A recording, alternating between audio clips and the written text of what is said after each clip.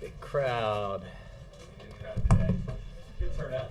Good turnout. Thank you all for being here. Good afternoon. Welcome to the White House.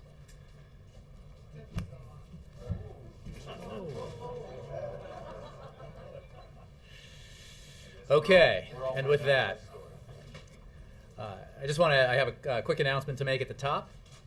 On Friday, the President will hold an event at the Walter E. Washington Convention Center in Washington, D.C. to announce the next round of a coordinated national program to improve fuel efficiency for cars and light-duty trucks for model years 2017 to 2025. This program, which builds on the historic agreement achieved by this administration for model years 2012 to 2016, will result in significant cost savings for consumers at the pump, dramatically reduce oil consumption, cut pollution, and create jobs. That is on Friday, and I know that we all look forward to some other kind of news story to cover, so I'm sure you'll be all over that.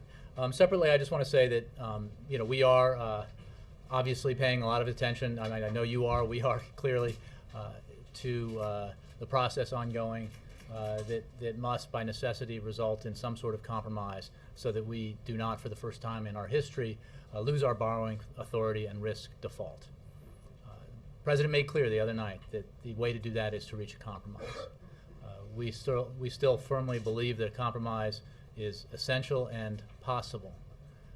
I would note that when we look at the various pieces of legislation that are on the Hill and whether or not they are vehicles for compromise, I think it's worth noting that the Speaker of the House earlier today, in pitching his plan, made the point on radio that, in his words, Barack Obama hates it, Nancy Pelosi hates it, Harry Reid hates it. Now, I don't think there's really much to add to that when if you're trying to make the case that this is something that we can come together around as a country, that this is something that represents a fair compromise between Democrats and Republicans and the White House, that it doesn't really hold up. So we believe that there is a place to find compromise.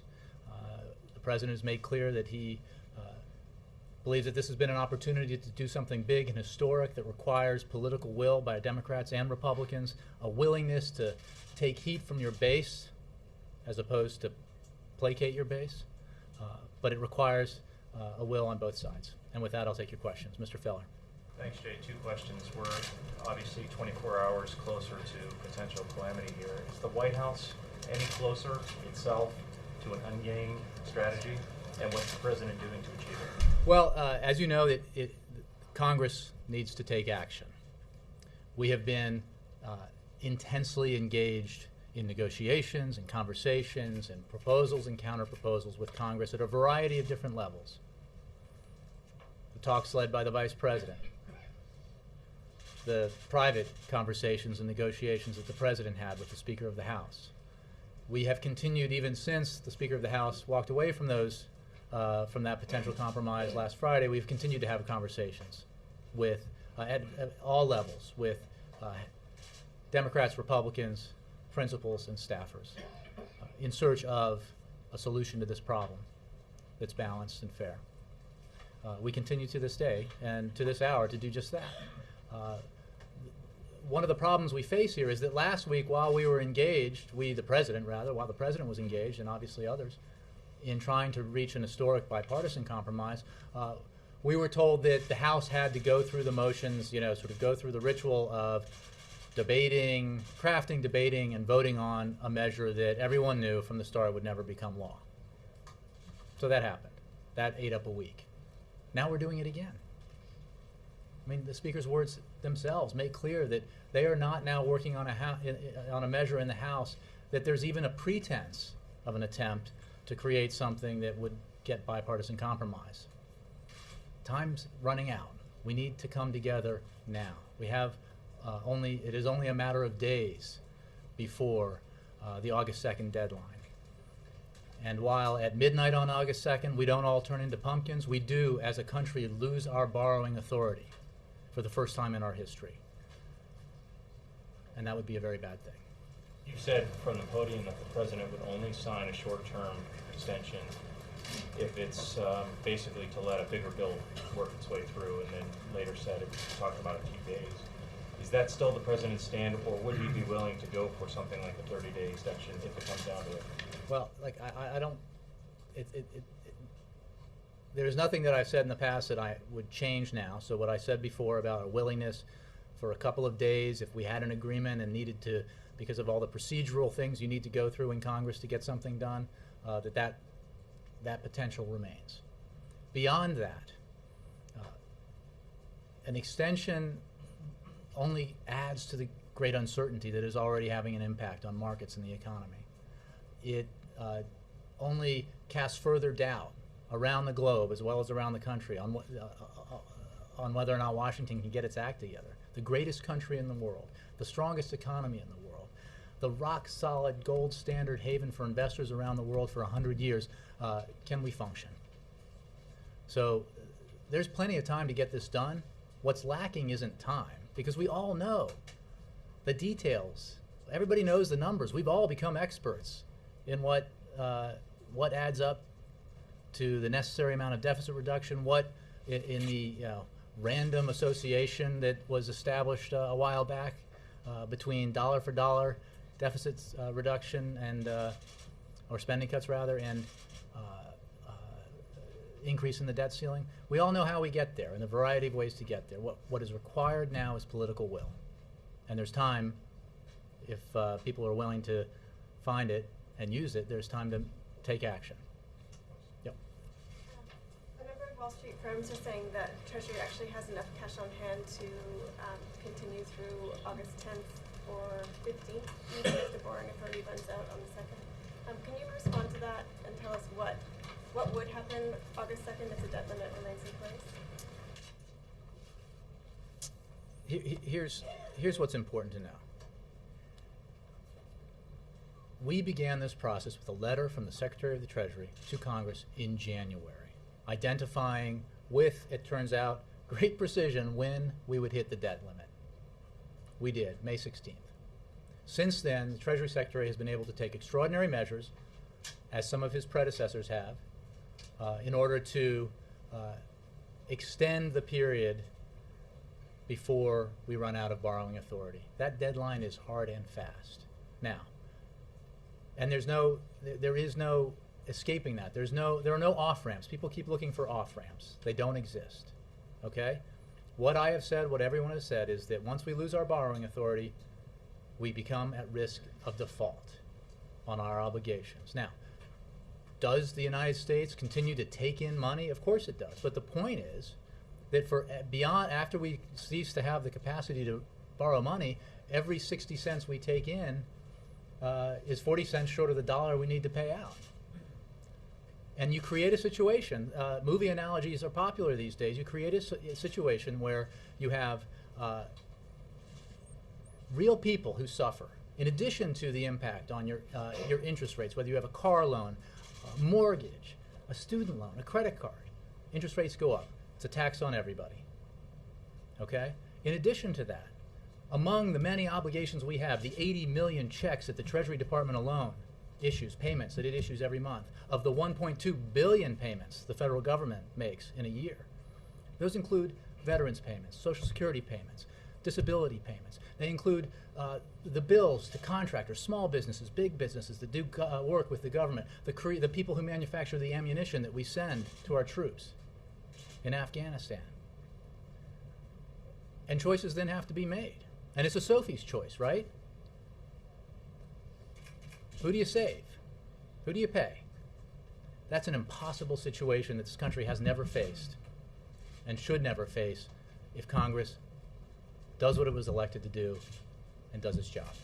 I also ask messages from banks and brokerages to investors saying that even if default is avoided, a downgrade is likely.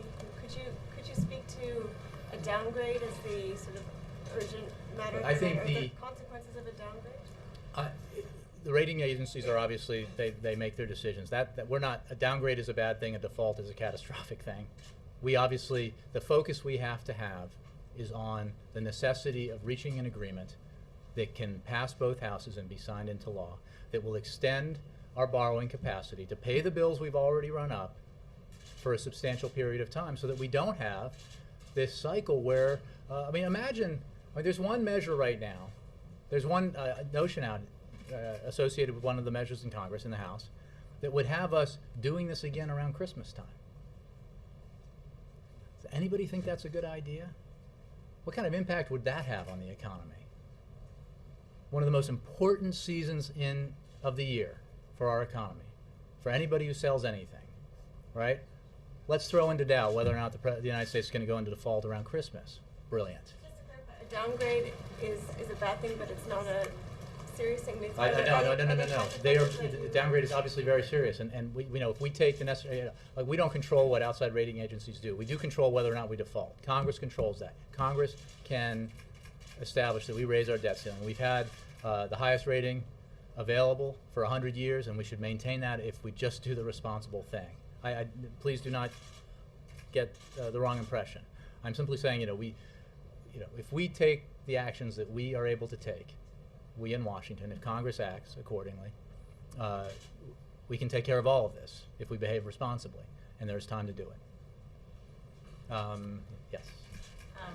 Yeah, I get confused because you're not Jake today, but I think I go to you, and then yeah. What's your response to critics who say the Reid plan, which the president supports, claims to save more money than it actually does because it includes some savings from winding down the wars in Iraq and Afghanistan, which is money that would never have actually been spent anyway? Well, let's examine that. Okay, there are two points to make. First of all, the savings gleaned by winding down the wars in Afghanistan are savings created by policy decisions. If you make a policy decision, if you were so callous as to do so, to slash Social Security benefits or Medicare benefits or education spending, you would then, as you made a budget, count that as savings, right?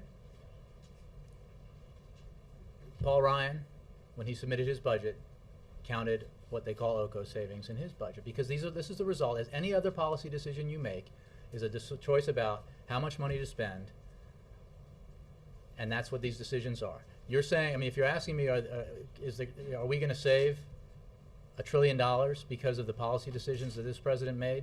I'd say yes, and I encourage you to write and talk about it, because those are wise policy decisions for our national security interests and for our fiscal health. So they absolutely are legitimate. They were part of any serious bipartisan compromise that has been discussed by any major player in this town all year, okay? But we've also identified in great detail, Ed, significant spending cuts in domestic spending, significant spending cuts in Pentagon spending, extraordinarily difficult savings in entitlement programs that we would be willing, that the president would be willing to make a case for to his own party in the name of accomplishing something very big that would fix this problem for a long period of time and put us on sound economic footing for the 21st century. Those are tough choices. That's what leaders do. They lead. They don't cater to their base. I mean, we're all look, I get that it's politics, and people are, there's a lot of politics in Washington. That's, of course, how it is and how it should be. But there are times when you have to make hard choices. There are times when you have to say, you know what, I'll suffer some losses here. I won't bring my whole party with me. But I know that I have to do this because the country requires it. This is one of those times.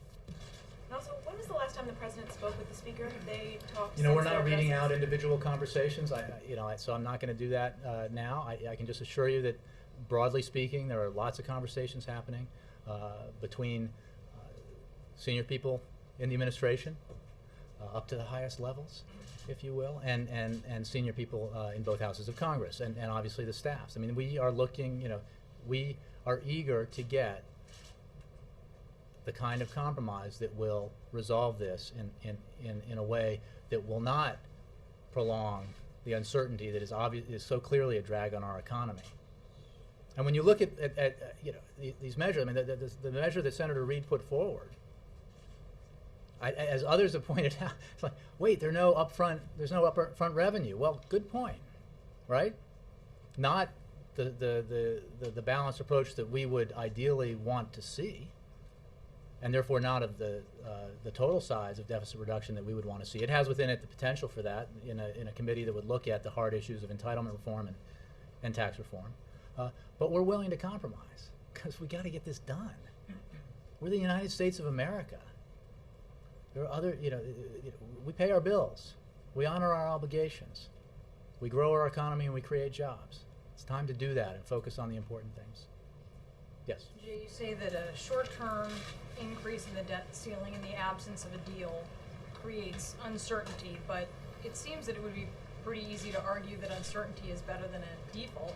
Does the White House see it differently? Look, we have made clear that we need to pass legislation through both houses of Congress.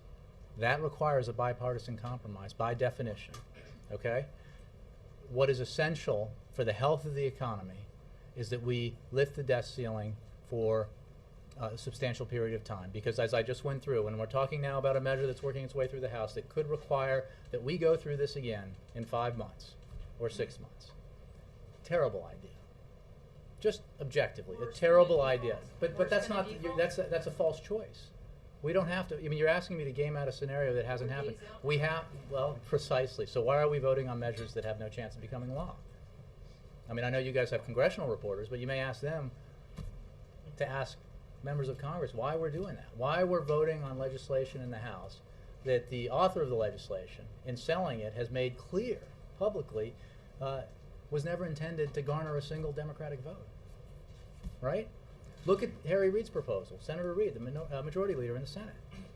It achieves exactly, look, randomly, the Republicans decided that for the first time in history we had to do dollar for dollar reductions in spending to match the increase in the debt ceiling. Senator Reid's bill does that.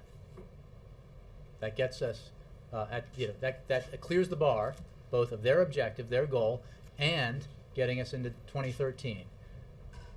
And it sets up a process that could potentially, if there's the political will, allow us to reap even more significant savings on the hardest issues out there, entitlement reform and tax reform. And if there's the political will, we could do that, because, by the way, there's not all that much work to do. We have the blueprints, we have the Gang of Six, we have the detailed positions put forward and many of the positions agreed upon between the Speaker of the House and the President of the United States that could glean substantial savings. The President stood before you and said that in his negotiations with the Speaker of the House, they had come to an agreement on $650 billion in entitlement savings. This is in the detailed negotiations between the Speaker of the House and the President of the United States that some people have decided doesn't constitute a plan and reported it accordingly. As opposed to the false plan, I mean, there are plans where you create things to satisfy your base that you vote on that don't become law. When people want to get something done, they sit in a room and they try to get it done. And then they come out of that room and they say, here's what we've got. It's filled with tough choices, but we, Democratic President, Republican leader, believe it's the best thing for the country, and we encourage our members and our fellow party members to come with us. That's how you achieve something. Yes? You said if nothing changes and August 2nd comes and goes, we're at risk of a default. Mm-hmm. You didn't say a default. I mean, that seems like an important distinction. We lose our borrowing authority, okay? And I refer to you, Treasury, about, and you know, obviously people keep paying their taxes, revenues come in, money comes in. The problem is there's not enough money because we can no longer borrow money to pay our bills. And what you basically running on fumes, as the Secretary of the Treasury has said. From midnight August 2nd forward, you are running on fumes. And it's a cascade effect. Okay, and once you begin to default on your obligations, a bill comes due and you don't have the money to pay it, you are in default. And that process begins at midnight on August 2nd in terms of the no longer being able to borrow, which puts you at risk of default. But I mean, there is no doubt about this. But if August 2nd comes and goes, nothing has changed. Yes, we've lost our borrowing authority for the first time in our history. We have bills coming due that we cannot pay. Not real ramifications. potentially. Is there a certain boy who cried wolf quality that the White House. Do you and mean the will all the president. power go out in America? And no, I mean, the fact is, Something that convinces people who Yeah, maybe I'm not don't sure have what the you're- same urgency as the White House on this matter. look, I invite people, and don't count on me. Talk to economists and business leaders. If they're so convinced that this is all made up, buy and hold. See what happens. Tell your members of Congress, don't worry about it. I mean, honestly, it's just a false argument. It is the gorilla dust that I've talked about. This is real and dangerous. There's a reason why it's never happened before. Because it's dangerous territory for the largest, most important country and economy in the world. Yeah, I'm working on this. And I want to say thank you to everybody, because I know that yesterday spent a lot of time up front, and I want to make sure other people have a chance. So, Nora. I'm not a ball hog. I don't think I. Not a ball hog? Okay, good. Shoot. The president has made clear that he will not sign a short-term extension raising the debt ceiling. But isn't it really an average? Wouldn't a 6 or 7 month extension really be an average for what most presidents have signed? I know the president's talked a lot about Ronald Reagan. Mm-hmm. Ronald Reagan signed 3 of them during Mm-hmm. his reelection in 1984. So why is President Obama asking for something very different than any other president got from Congress? Well, because we've never been in a situation like this before, where a Congress has decided that there should be a dollar-for-dollar correlation between deficit reduction, spending cuts, or actually spending cuts, not just deficit reduction, spending cuts, and the amount by which they will raise the debt ceiling. And we understand what's happening here, right? The policies that faction that's pushing this wants to see put in place do not have even anything close to majority support in the public. They don't have majority support in the Congress. They couldn't they couldn't pass the Senate. They could never become law. But what they would like to see happen by using the loaded gun of refusing to raise the debt ceiling is an implementation of those policies anyway. Spending cuts, by the way, that would be more draconian, not spelled out, but more draconian than we saw in the Ryan budget, which did not go over so well in the general public. Have to be all the way through the president's reelection. Because of it's not about the reelection. You're buying something that is being sold to you, but it's not the case. The issue here is the effect on the economy. Well, I went back and looked, and in fact, Reagan had 3 times in 1985. I understand that. I think I've just explained to you why this is different in terms of the behavior of Congress, the insistence on tying it. Really no correlation between increasing the borrowing authority of the United States government to pay bills that this Congress ran up in the past, right? And whatever measures we take to reduce the deficit. Okay? So that parallel doesn't exist. Secondly, given that we have a packed house here, given that we're however many days from August 2nd, do you believe that it will be any easier in an election year? What we all know as veterans of Washington and understand how cycles work, it gets a lot harder to do hard things in an election year, right? And that's not a question of who it helps or hurts politically.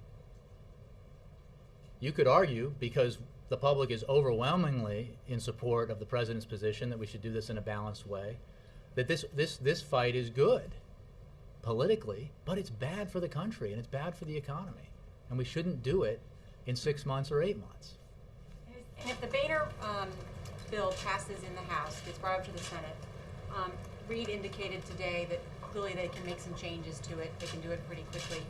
Is the only objection that the president has to something that the Senate does to change the Boehner bill would be the short-term extension? He would accept all the other stuff? Well, I don't want to negotiate the details. I think it has been pointed out that, what I'm pointing out is that Senator Reid's measure here has substantial cuts. It does not call for tax revenue.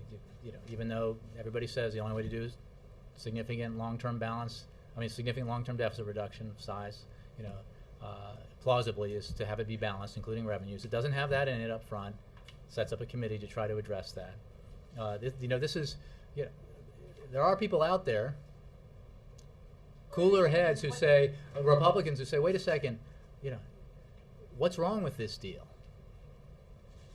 Shouldn't you just take it for the sake of the country? And by the way, to claim that you helped create a situation where we embedded into law these substantial spending cuts. And the president has received an assurance from Senator Reid that there won't be any short-term deal. I think I let Senator Reid speak for himself. He said on numerous occasions that he opposes a short-term deal. Yeah. Jason, as you said, there's a lot of great detail the president has put out in the plan. When are you going to submit the Obama plan to the Congressional Budget Office? Ed, I understand. We can do this again, okay?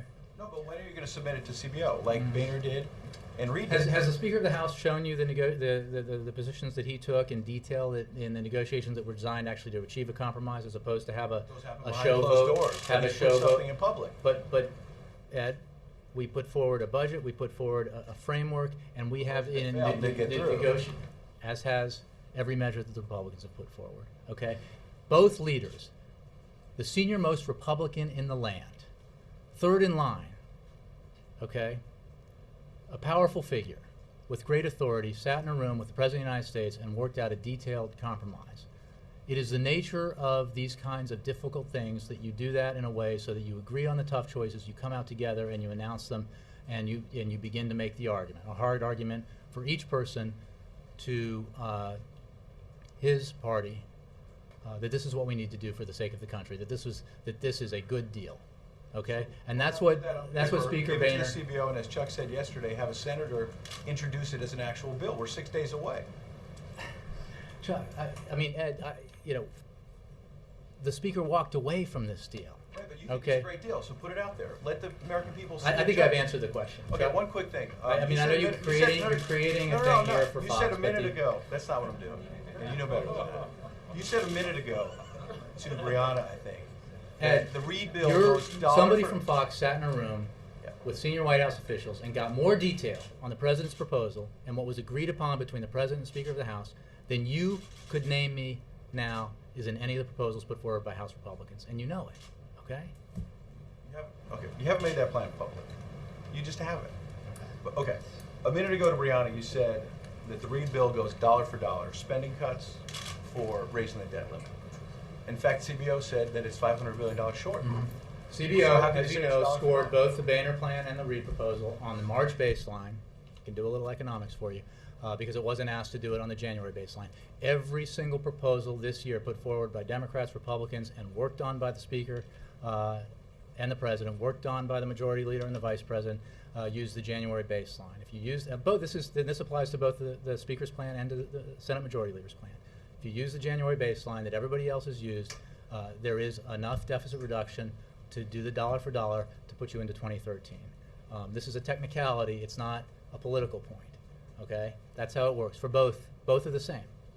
And in fact, Jack Lew, the OMB director, made a blog post last night that explained that and made the same point about Speaker Boehner's plan, which was criticized for having less than advertised because the Speaker used the same baseline that everybody's used all year long. Because we're talking about 10-year proposals, so you start with the January baseline as opposed to the March baseline, which was created by the 1 year or half-year fiscal year agreement that the Republicans and the President and the Democrats reached in March. That's the answer to that. Chuck. Does that mean the debt limit ask goes down from 2.7 to 2.2? I think this is, at that point, I refer you to Congress because I think they're figuring that out. I've seen both the Speaker and the Senate Majority Leader addressing this issue, but I'm not sure how it works. On the initial first step process of the cuts, I mean, I understand when it comes to Reid and Boehner, the issue is less about the two-step process and more that debt ceilings linked in the second step. And on the first step, are there any White House objections to the list of cuts that Boehner has in there? Well, this is the great thing. The mystical plans and specificity that doesn't exist. The spending cuts that the Speaker and the President agreed to, which overlap with the spending cuts that the Vice President and the Majority Leader agreed to, they're all in these bills. I mean, we're talking about agreed upon cuts. Well, the big disagreement is just simply up to a point. I mean, because remember what is inherent in the proposal in the House is either a committee takes action or there's a trigger that forces $1.8 trillion in all spending cuts, which requires, therefore, and it's important the House Republicans should spell this out, which would require more substantial reductions in Medicare, Social Security, and Medicaid than called for in the Ryan budget. So it is the second part of this that you guys object to. The first There's part, no question, as we've said first for part is a fine. long time now, that there is general agreement on $1 trillion plus in cuts. And those cuts are what Boehner uses in front. You guys are happy with that? Or Well, I don't want to. Not the right word. I would. You guys are. The issue is the requirement that we go through this again as a way of forcing into law a budget proposal that doesn't come close to having support in the Congress. And what about the cuts that are associated with that second tranche? Well, I don't think they're specifically identified, because if they were, people would run screaming from the room. Because they're deeper, they would require cuts deeper than called for in the Ryan budget. Laura. Thanks. Can you tell us anything more about the thinking at Treasury or here about if you do face a Sophie's Choice, how you would prioritize what bills to pay? Choice between Jan and Eva, by the way, if you haven't seen the movie. I realize there are young people here. It was a 1982 movie, Meryl Streep. Superb performance. Awful Over choice. 18 Oscar nominations. Ask me the question again. I was lost in a reverie. I can't remember. No, the question is, have you given, and can you tell us anything more about the thinking about if you do face that kind of choice, what bills would be prioritized? I personally have not. I think that I would refer you, as I have in the past, to the Treasury Department. They are working on that, and my understanding is they will say that if and when we get closer to August 2nd, and cooler, saner heads have not prevailed in Congress, and we don't yet have an agreement. Is this something that the White House is involved in the decision-making, the planning, contingency? It's my understanding it is an executive branch decision process, but the Treasury, in the details of it, the Treasury and Department is taking the lead. There's a lot of White House direction. That's all I know. Yeah. Let me just go over that again. You're just saying that as we move closer to August 2nd, the administration will reveal what its priorities are, so that if there is a default, you'll tell the American people what will be paid for and what will not be paid for. Well said. You used to say at every briefing, Jay, that we're not going to default, Congress will act. Do you still believe that? I do believe that. I believe it because, in the end, as crazy in many ways as this situation has become, given that it is so clearly within the capacity of Congress to find the compromise that could clear both houses and be signed into law to solve this problem, I still believe that because the stakes are so high, and because the American public so clearly wants this done in the right way, that in the end, it will get done. Unfortunately, it's going to require this kind of brinksmanship and running out the clock process that was really wholly unnecessary, because, as I said, going back to January, the Treasury Secretary identified this, has been clear in his communications with Congress about where we are in the process, how the analysis was being done, and when the deadline would be reached. And it's been clear that it would be August 2nd for a long time now. And on the priority disclosures, would we get that on Monday or I don't have Sunday? again. I don't have a date specific. I just know that obviously it would as part of due diligence and responsible governance, that they have to make those assessments, and at some point closer to August 2nd, there would be a discussion of that. Would that we do not get there? Yes. Thanks. What's President Obama doing today? Can't tell you. Well, obviously, but I mean. He's got a lot of meetings. He's a lot of phone calls. Beyond that, I don't know what we had on the public schedule. No plans for that I know of. But as you know, this is quite a fluid situation. He could be out here in an hour, but that's not planned at the moment. It's fair to say that he's not just sort of sitting around waiting for Congress to figure out what they're going to do. He's actively, is he seeing anyone in person today? I had no meetings to announce. I saw him for about an hour and a half, not long before I came out here. But so he met with me and others, senior staff. But he's having meetings. He's on the phone. He obviously has other obligations, including national security obligations. you talked about after August the 2nd, the country would be running on fumes, and that the country would run out of borrowing authority. How many days between the day we lose borrowing authority and the day someone doesn't get paid? Again, I refer you to Treasury. I can't describe the process any more clearly than at least within my capacity than I already have, which is you lose borrowing authority. Obviously, you continue to take in money because people pay taxes and all the other ways that revenue comes into the Treasury. But you are in a situation where, absent your borrowing authority, you have bills and obligations that far exceed the money in your pocket. It's at least a couple of I days. don't. You have to ask for Okay, it. and then last question. Yesterday you mentioned a plan B. Were you just speaking like metaphorically? And or let's is just there- we'll go back to your thing. My thing? I mean, to the we hit August 2nd, without an agreement, and for the first time lose our borrowing authority. That the impact of that will be felt dramatically, without question, right? Because we will have done something that's never been done before, and there will be assessments made by investors around the globe about what the heck's happening in Washington. That's not a default. yeah, right? right, so- I didn't say it was a default. I said we lose our borrowing authority and we begin the process of risking default. And I'm not, obviously this has to do, again, I refer you to Treasury with inflows and that sort of stuff. But it is a crisis situation. I don't know. I think it has to do with money coming in and bills coming due, and Treasury auctions and all that kind of stuff. Okay, but so what we're talking about is I sort of really, two-part- Margaret, yeah. August 2nd. I've learned an extraordinary amount about this in the last few weeks, but you pretty much tapped me out. Yeah. Would it help if the markets freaked out a little more? No, let's be clear. Let's be clear. Our objective here is to do the right thing by the economy, by the American people. It's like we are not, like that's, I have said so many times that I can't say it anymore except this once. We cannot play chicken with the American economy. We cannot play chicken with the full faith and credit of the United States. We are. It's not a question of whether we will. Right, and we cannot see it to the end because the consequences would be severe, calamitous, the question is, catastrophic, etc. If the markets indicated that there's pending catastrophe, would it help Washington? If you're telling me that it is not, I mean, it is so clear to anybody who is willing to listen to fact, logic, and reason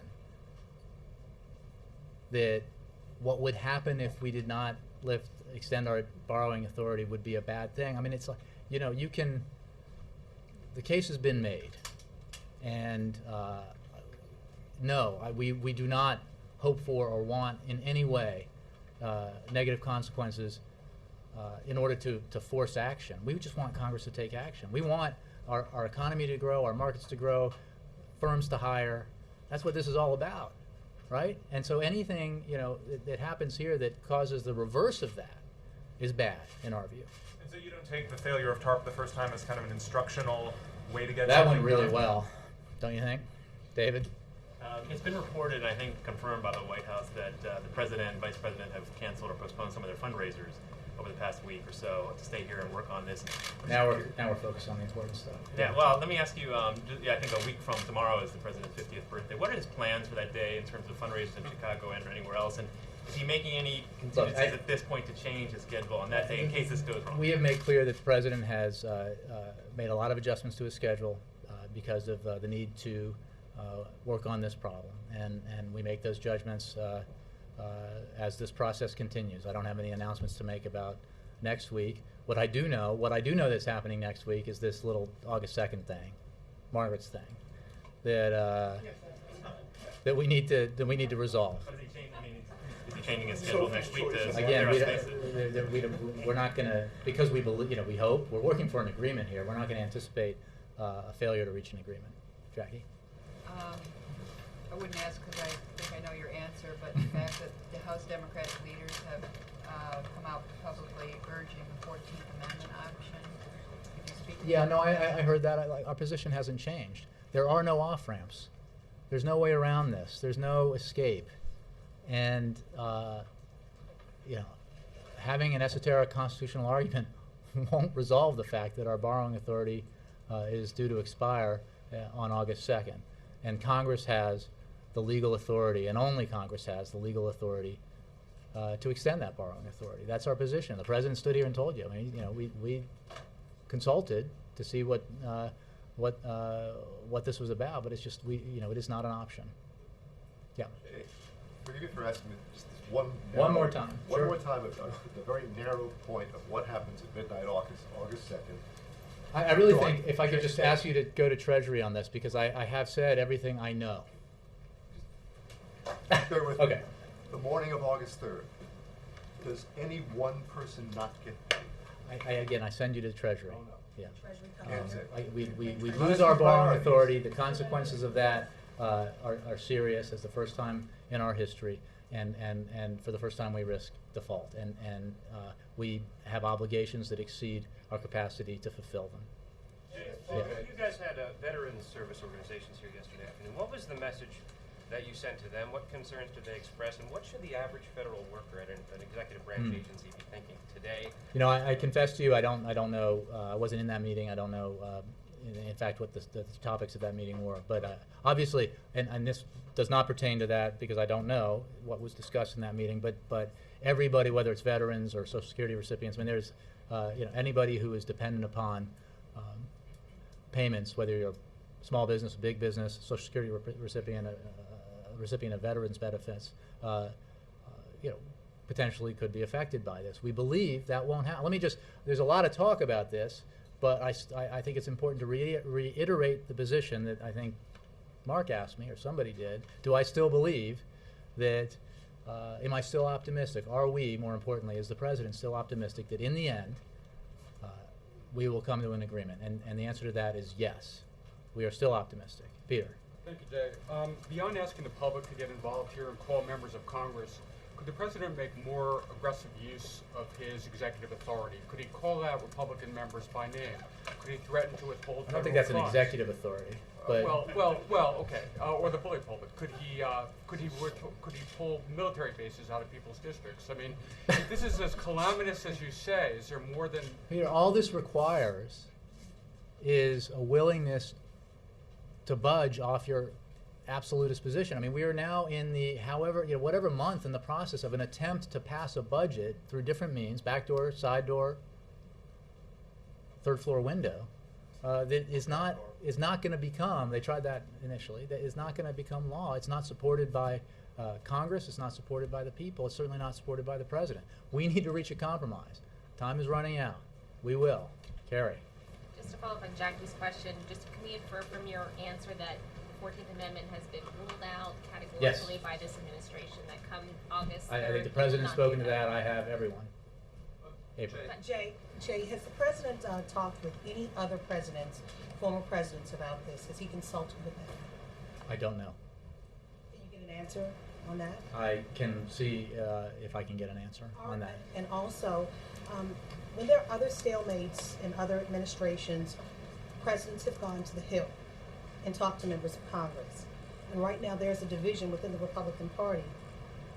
Wouldn't this White House think that this is the time maybe to go there and talk to members of the GOP?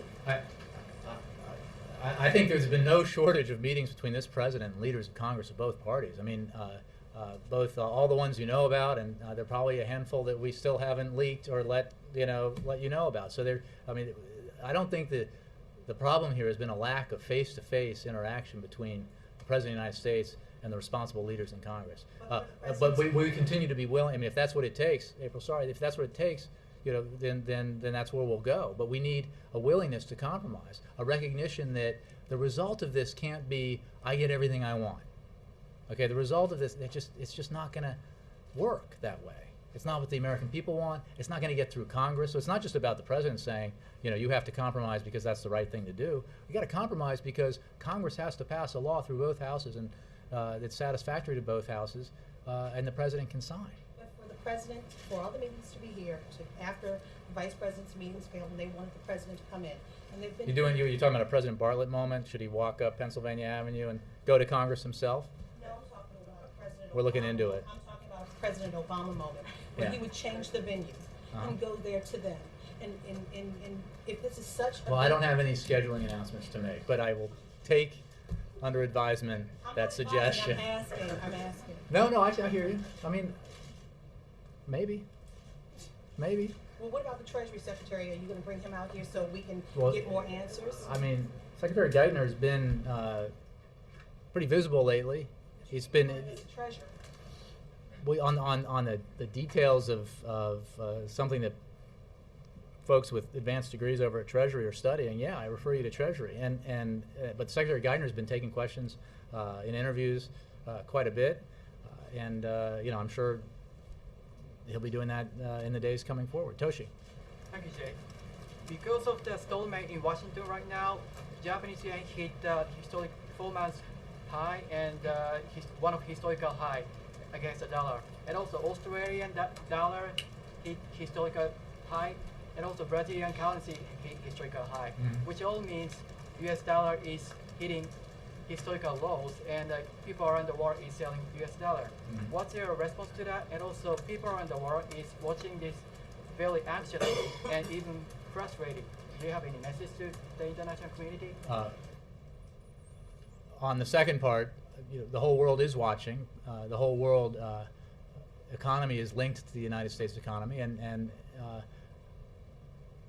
not just because of its size and its creative power, but because of the security and safety it is represented as an investment for the global marketplace. We believe that will continue because Congress will do the right thing and take action. On the other matter, I will never, ever talk about currency markets from here. Too risky. Bill. I just followed you. Jay, I want to follow up on Jackie if I can. Are you saying that if Congress does not act, the president can't act or won't act?